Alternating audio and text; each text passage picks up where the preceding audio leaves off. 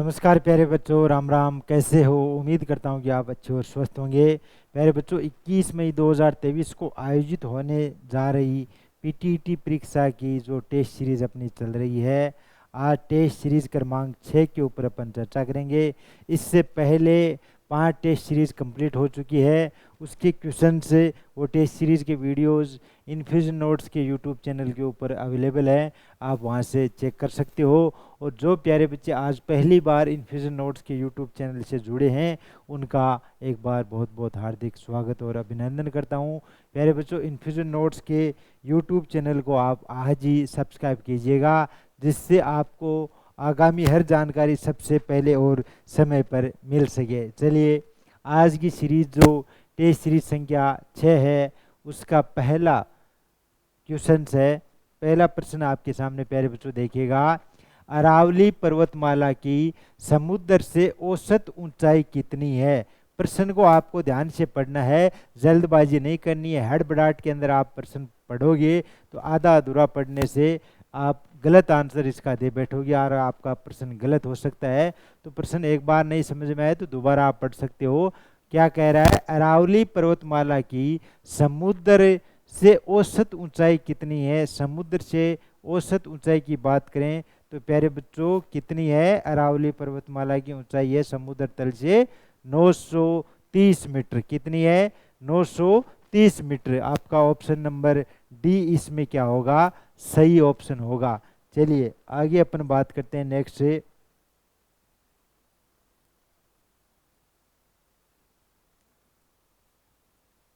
अगला जो प्रश्न है, राज्य में कौन सा भौगोलिक प्रदेश जो जल विभाजन का कार्य करता है? कि राज्य के अंदर कौन सा भौगोलिक प्रदेश है जो जल विभाजन का कार्य करता है? प्यारे बच्चों, तो जल विभाजन का जो कार्य करता है वो है मध्यवर्ती अरावली प्रदेश। अरावली है जो जल विभाजन को प्रदेश को दो भागों में डिवाइड कर देती है। इस एरिया में पश्चिमी जो राजस्थान है, इसमें बरसात कम होती है, और जो पूर्वी और दक्षिणी राजस्थान है, इसमें अधिक मात्रा में बरसात होती है। तो ये अरावली जो पर्वतीय श्रृंखला है, ये इसको क्या है, मध्य अरावली वाला भाग, ये दो भागों में क्या कर देता है? विभाजित कर देता है। तो ऑप्शन नंबर ए आपका इसके अंदर क्या हो गया? सही जवाब हो गया। चलिए अगला प्रश्न है वो देखिएगा। अरावली प्रदेश को उप प्रदेशों में विभाजित किया है। अरावली प्रदेश को उप प्रदेशों में विभाजित किया है। कितने भागों में विभाजित किया है प्यारे बच्चों? तो 3 भागों में। कितने? 3 भागों में क्या किया है? विभाजित किया गया है। अगला प्रश्न देखिएगा। उत्तर पश्चिम में कौन से मुख्य फसल है? उत्तर पश्चिम है, उसमें कौन सी मुख्य फसल होती है प्यारे बच्चों? उत्तर पश्चिम की बात करें तो ये उत्तर पश्चिम होता है। ये मान लो ऐसे राजस्थान आपका, तो उत्तर पश्चिम कौन सा भाग होगा आपका? ये। इसमें कौन सी फसल बहुतायत मात्रा में होती है? तो बात करें बाजरा और गवार, कौन सी फसल होती है? बाजरा भी अधिक होता है और गवार की फसल भी यहाँ पर उत्तर पश्चिम में मुख्य फसल मानी जाती है। तो ऑप्शन नंबर बी आपका इसके अंदर क्या हो गया? सही जवाब हो गया। अगला प्रश्न देखिएगा। राज्य में किस नदी के पाट को नाली कहा जाता है? कौन सी नदी है उसके पाट को नाली के नाम से भी जाना जाता है? तो उस नदी का नाम है घग्गर नदी। घग्गर नदी कहाँ पर बहती है प्यारे बच्चों? हनुमानगढ़ और गंगानगर, 2 जिलों में बहती है। तो इस नदी के जो पार्ट है उसको किस नाम से जाना जाता है? घग्गर नदी के पार्ट को नाली के नाम से जाना जाता है। तो ऑप्शन नंबर डी आपका इसके अंदर क्या हो गया? सही जवाब हो गया। अगला जो प्रश्न है वो देखिएगा। शेखावाटी प्रदेश के किस जिले में कोई भी नदी नहीं चलती है? शेखावाटी की बात करें तो शेखावाटी में कौन कौन से जिले आते हैं प्यारे बच्चों? शेखावाटी के अंदर आते हैं आपके सीकर, चूरू और झुंझुनू। ये 3 जिले आते हैं, लेकिन इसमें क्या कह रहा है कि ऐसा कौन सा जिला है जिसमें कोई भी नदी नहीं है। तो झुंझुनू एकमात्र ऐसा जिला है उसमें कोई भी नदी नहीं बहती है। झील जरूर है लेकिन नदी नहीं है। सीकर में भी नदी है जो कांटली नदी के नाम से जाने जाती है, जो झुंझुनू में भी बहती है। तो सीकर और झुंझुनू में नदी है, लेकिन चूरू जिले में कोई भी नदी नहीं बहती है। तो ये आपका इसमें ऑप्शन नंबर बी आपका क्या हो गया, सही जवाब हो गया।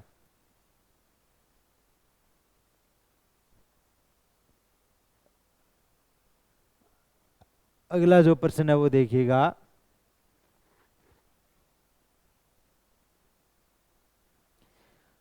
राज्य के किस भौतिक प्रदेश को बांगर अंचल कहा जाता है।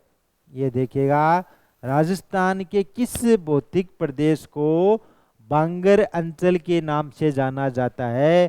तो प्यारे बच्चों वो प्रदेश है आपका शेखावाटी प्रदेश। शेखावाटी को बांगर अंचल के नाम से जाना जाता है, बांगर अंचल कहा जाता है। तो ऑप्शन नंबर सी आपका इसके अंदर क्या हो गया, सही जवाब हो गया। अगला प्रश्न देखिएगा, किस नदी के बेसिन को मालपुरा करौली का मैदान कहा जाता है। कौन सी नदी है उसके बेसिन को मालपुरा करौली का मैदान कहा जाता है। तो प्यारे बच्चों उस नदी का नाम है बनास। बनास के बेसिन को मालपुरा करौली का मैदान भी कहा जाता है। तो ऑप्शन नंबर ए आपका इसके अंदर क्या हो गया, सही जवाब हो गया। अगला प्रश्न देखिएगा, राज्य में कुब्बड़पट्टी किन जिलों में स्थित है। कि राज्य के अंदर कुब्बड़पट्टी की बात करें तो कुब्बड़पट्टी प्यारे बच्चों कौन से जिलों में स्थित है। तो वो दो जिले हैं नागौर और अजमेर। नागौर और अजमेर में क्या है, कुब्बड़पट्टी है स्थित है। तो ऑप्शन नंबर बी आपका क्या हो गया, सही जवाब हो गया। अगला जो प्रश्न है वो देखिएगा, राजस्थान में कर्क रेखा किस दिशा से होकर गुजरती है। राजस्थान में जो कर्क रेखा गुजरती है वो कौन सी दिशा से होकर गुजरती है प्यारे बच्चों। ये देखिएगा, ये राजस्थान है तो इसमें जो कर्क रेखा ऐसे निकलती है तो कौन सी दिशा हो गई, उत्तर दक्षिण पूर्व पश्चिम। तो ऑप्शन के अनुसार दक्षिण दिशा से होकर क्या है, राजस्थान में कर्क रेखा गुजरती है। राजस्थान के दक्षिणी भाग से, दक्षिणी छोर से क्या है, कर्क रेखा गुजरती है।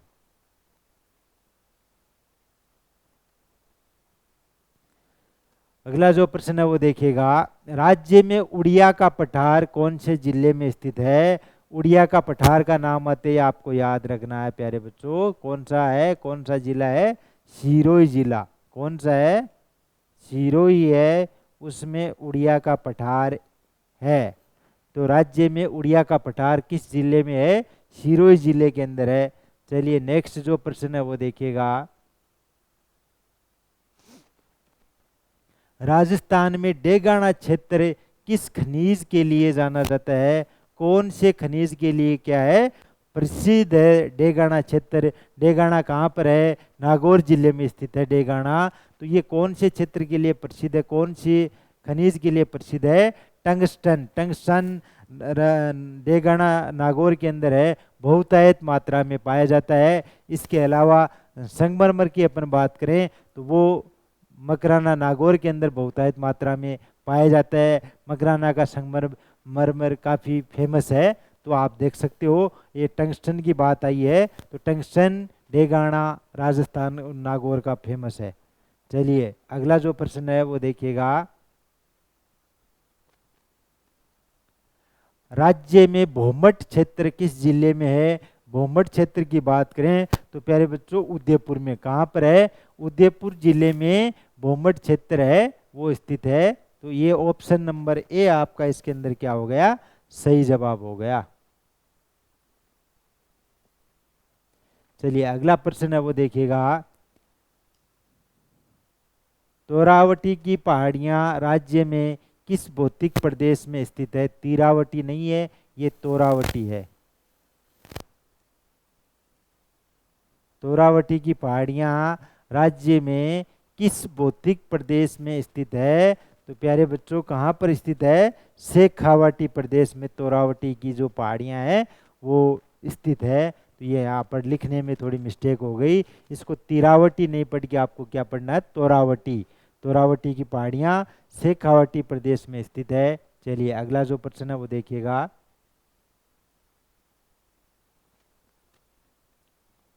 राजस्थान के क्षेत्रफल में उत्तर से दक्षिण और पूर्व से पश्चिम के बीच की दूरी में कितने किलोमीटर का अंतर है? प्यारे बच्चों कितने किलोमीटर का अंतर है? उत्तर से दक्षिण और पूर्व से पश्चिम के बीच में 43 किलोमीटर का अंतर है। कितना है? 43 किलोमीटर का अंतर है, आपको देखने को मिलेगा।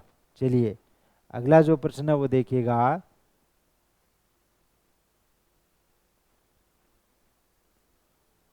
पाकिस्तान की सीमा से राज्य का कौन सा शहर सबसे निकट है?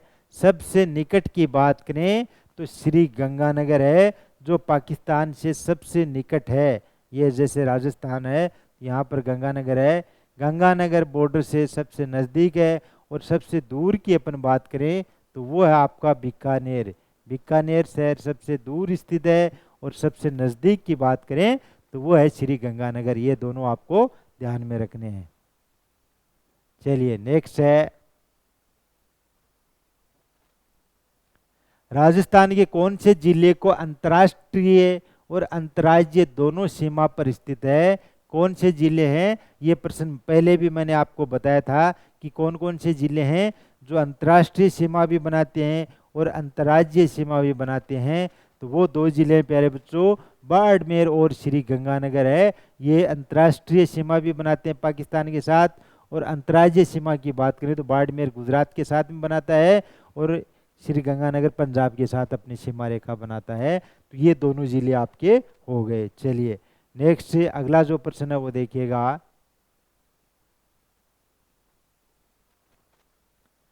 कर्नल टोड ने किसको हिंदू ओलंपस कहा? कर्नल टोड है उसने किसको कहा? हिंदू ओलंपस के नाम से संज्ञा दी। तो वो है माउंट आबू को। किसको कहा था प्यारे बच्चों? माउंट आबू को। माउंट आबू को कर्नल टोड ने क्या कहा? हिंदू ओलंपस। तो ये आपको ध्यान में रखना है। ऑप्शन नंबर डी आपका इसके अंदर क्या है? सही जवाब।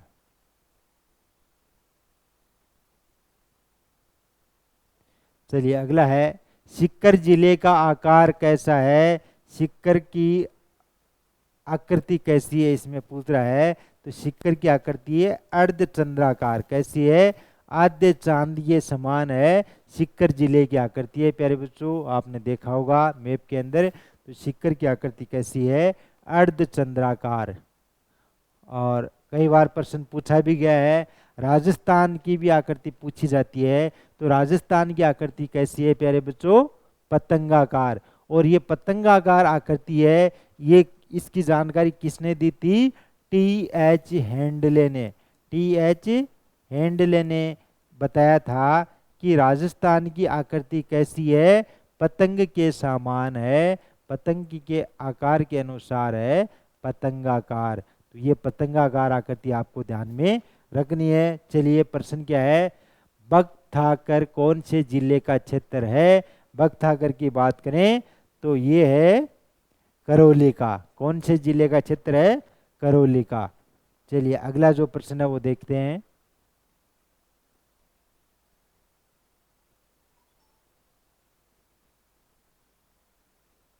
आंतरिक अपवाह क्षेत्र है।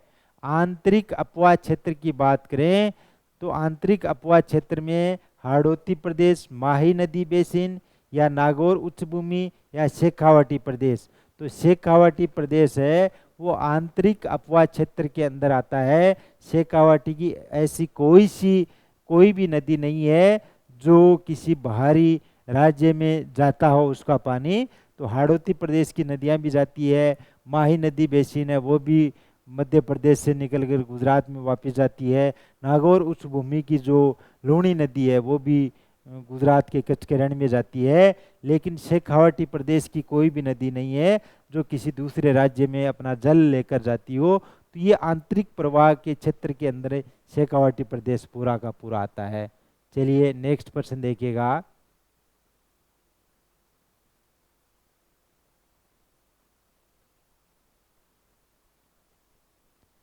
घग्गर नदी के मैदान किन दो जिलों में स्थित है? तो ये प्रश्न पहले भी मैंने बताया था, अभी आया था पिछले सीरीज में।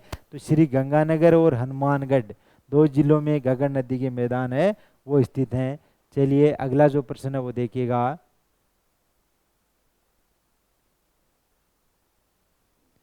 नेक्स्ट है, अचलगढ़ किस जिले में स्थित है? अचलगढ़ की बात करें तो अचलगढ़ है सिरोही जिले में स्थित है। अचलगढ़ कहाँ पर स्थित है? सिरोही जिले में। जो ऊंची चोटियां हैं अरावली की, उनके बारे में मैंने आपको बताया था, याद करने की ट्रिक बताई थी। गुरु से जरा अचल रहो, ये मैंने आपको ट्रिक बताई थी। अरावली की जो ऊंची चोटियां हैं, गुरु शिखर, शेर, जरगा, अचलगढ़ और रघुनाथगढ़, ये जो ऊंची चोटियां हैं, जो उसकी एक ट्रिक मैंने आपको यहाँ पर बताई है। तो अचलगढ़ किस जिले में स्थित है? सिरोही जिले में स्थित है प्यारे बच्चों। चलिए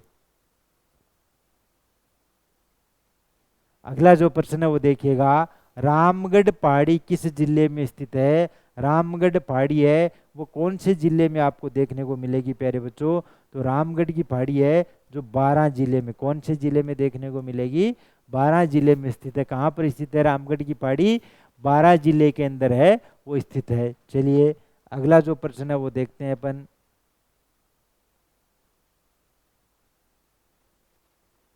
नेक्स्ट देखिएगा, बाबाई पहाड़ी कहाँ पर स्थित है? बाबाई पहाड़ी है बच्चों आपकी है झुंझुनू जिले में स्थित है। बाबाई पहाड़ी की बात करें तो ये आपको झुंझुनू जिले में मिलेगी। ऑप्शन नंबर बी आपका इसके अंदर क्या हो गया? सही जवाब होगा। चलिए अगला जो प्रश्न है वो देखिएगा।